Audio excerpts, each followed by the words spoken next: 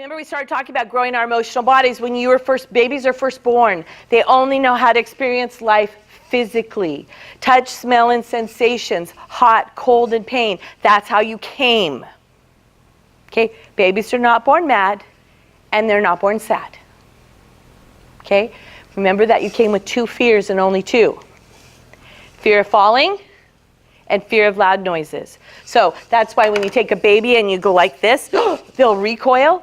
That's how infants come, because they came with the fear of falling. They don't logically know I'm falling and I could get hurt. You came with that one. And then if you drop a pan beside a baby, bam, they'll recoil.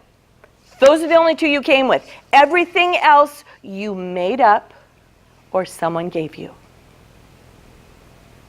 Everything else. Now, some of them are good, like don't step out in front of a bus. That's a good one. Let's keep that. But some of them, like, I'm just shy. I don't talk in front of people.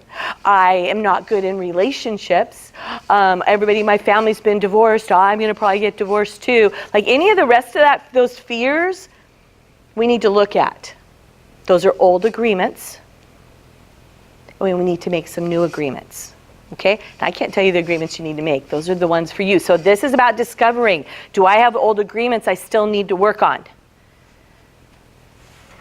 And your skills are pretty easy to use at work, and they're pretty easy to use in the world. But the place where they really test you is your first relationship with skills.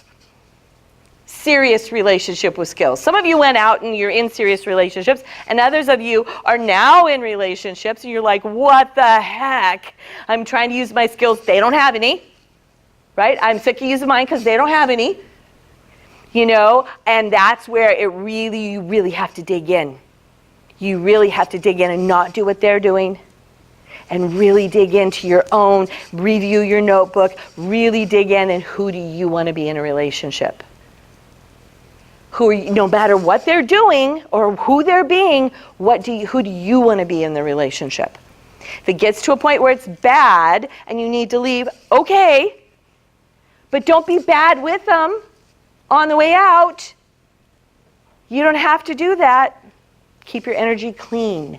Keep your heart open. And if they're unsafe and you can't do that anymore, you've done everything you know how to do, then take a break for a little while. Move out of the relationship if you have to. Get some help, do some things first. But you came with 2 fears and only 2. Everything else you made up. Or someone gave you. Like being afraid of the water. Oh, my mom can't swim very well. So she made us all a little bit afraid of the water, right? So I don't love to swim. I mean, I can. I taught my kids, I got a pool and taught my kids how to swim, but I don't love it. I way rather lay beside it or lay on top of it, but I'm not a great swimmer, but I can swim. But she wouldn't go near the water. And that I totally got from her. Totally got that from her. We take on what's around us. So think about your childhoods.